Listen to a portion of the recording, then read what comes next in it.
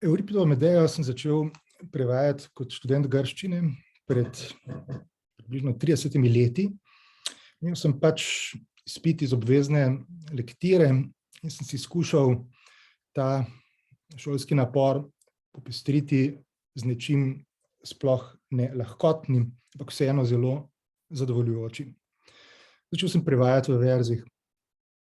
Takrat sploh še nisem razmišljal o objavi pa o prizoritvi tega privoda. Poleg tega sem moral tiste prve različice prevoda pozneje zavreči.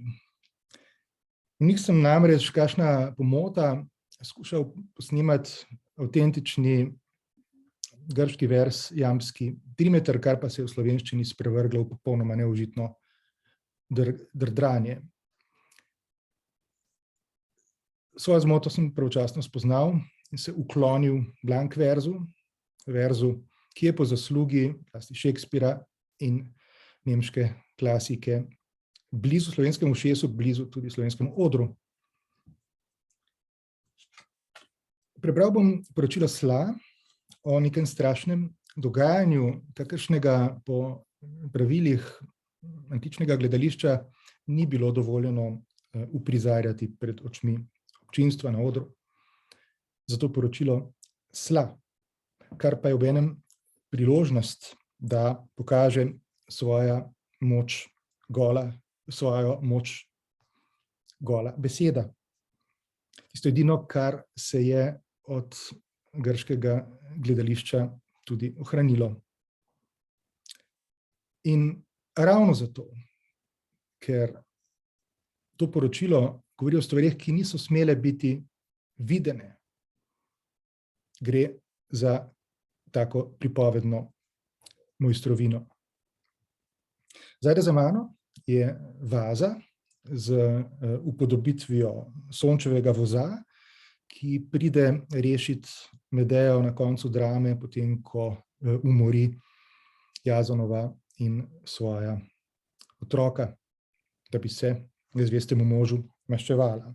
Slikar je voz upodobil simbolno z obodom iz sončnih žarkov, ki ponazarjajo elementarno moč ognja, elementarno moč tudi sonca, ravno tisto, ki Medeji, potomki boga Helija, da moč, da se na tale okruten način maščuje svoji tekmeci.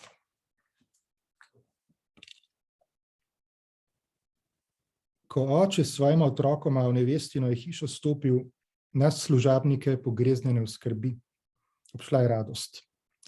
Že se glas je širil, da z možem zgladila sta prejšnji spor. Otrokama poljubljali so roke in svetlolasi glavi. Ves prevzet, še sam sledil sem ima ženske sobe. Gospa, ki jo sedaj namesto tebe častimo, Jazonu pogled privržen je namenila. Ko je opazila, da sta prišla otroka, pa oči si zakrila in je obrnila proč belo lice. A dekletovo srdito jezo mož miril je z besedami. Ne bodi neprijazna do bližnjih, ukroti jezo in poglej nas. Naj ti bo ljub, kdor je pri srcu možu. Darove sprejmi in očeta prosi, naj mi otroka oprosti izgnanstva. A ona, ko uzrla je na ličje, ni mogla več strpeti. Možu vse je obljubila.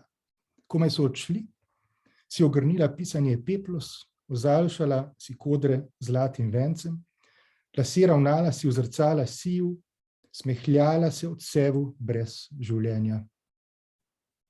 S prestola vstane in stopalo belo, v koraku mičnem, v smeri prek dvorane in v radosti nad darom neprestano ozira se na svojo sloko nogo. Tedaj pa strašna se začne predstava. Vsa prebledi, tresočih udov se nazaj umika, zgrudila bi se na tla, ko ne bi omahnila v prestol. Stara služabnica, prepričana, da jo kak bog obseda, pan morda, obredni krik spusti. Potem pa vidi na ustih belo peno, zrkla izstopljena, brezkrvno, bledo polt. Zdaj oglasi se, kot v odmev na krik zateglim tarnanjem.